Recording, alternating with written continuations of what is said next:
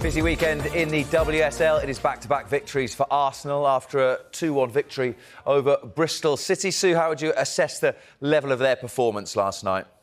Well, I think Bristol City made it difficult for them. Obviously Arsenal control the match in terms of possession, opportunities, but they just faced the Bristol City side that were going to sit back. They were going to make it hard for them. They obviously got the goal as well. They got the equaliser. Still don't think they're actually in the rhythm, Arsenal, yet. But the most important thing is that they're still picking up results. And I think having Vivianne Miedema back, Beth Mead back, I think that's huge for Arsenal. And I know you watched the game. I don't know what you thought. Well, they needed a couple of great goals from Katie McCabe to win the game. A little bit predictable, Arsenal, at times. They want to get the ball into wide areas. Bristol understood that straight away, defended well. But two great goals from Katie McCabe settled the game. You mentioned Vivianne Miedema. She said felt she'd never been away, but there would have been a few sort of maybe little nerves, a little bits and bobs in the belly as she came on, because it's a long time to be out and a horrible injury as well. Yeah, I think there's that process of you work so hard in the gym to try and get back to this moment, and you're almost hoping your body holds up, and it's trying to introduce her slowly back into the squads, into giving her game time. She got a little bit of game time last night, and I think the interesting thing now is what's her role within the team once she's back fit, with Alessia Russo being involved as well, Beth Mead being involved. How does... Some front three, that. It's not bad, is it? It's how you find the balance, and that's going to be the tough question. It's always great having options, but where do you fit them into the formation?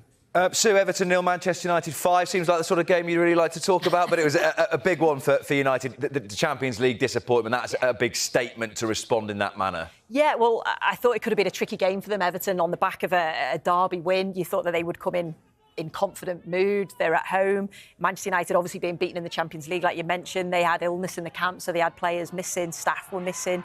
But it was just a real ruthless clinical performance from Manchester United. And I just think super sub Rachel Williams, yet again. 7 consecutive goals she scored as a sub now in the WSL. And she knows her role within the side, and they know how to get the best out of her. She comes on and she is just clinical. She's really difficult to stop, and it's great to see her still going strong. I think you said that maybe Arsenal not quite at their best still.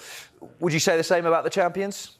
Yeah, I think so. I think it's probably taken a little bit of time for Chelsea to, they've obviously gone and beaten Brighton 4-2, so you think, well, it's a very good result, but it was difficult at times. Nuskin scored twice, who's obviously their summer signing, and I was excited to see her play.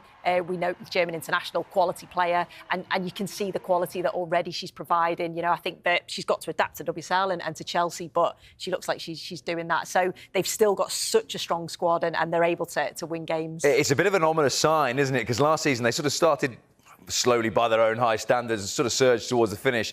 When they start OK with 10 points from 12, the rest must be thinking, uh-oh, yeah. Here they come again. Yeah, it's a bit worrying, isn't it? And I think it's obviously the strength and depth that they do have, and the quality that they do have. They've got the experiences and know-how of winning things, and obviously trying to combine that with the Champions League, I think is going to be key for Emma Hayes this season. Talking of slow starts, let's just finish with Manchester City, because last season they had awful injury problems at the start of the campaign, didn't they? Lot better this time around, and Chloe Kelly, as she so often is, no matter what shirt she's wearing, is the match winner at the weekend. Yeah, and it's obviously a big win last weekend. They beat Bristol City 5-0. More difficult this time. I think Leicester have been much improved this season. You can question the goalkeeper here, but yeah, Chloe Kelly, superb, ruthless, again, quality side that will only get better with time, the more time that they play together. I think the addition of Raw, I think, has been a real good addition. I think she adds a lot more to the side. But yeah, Manchester City is certainly going to be there or thereabouts.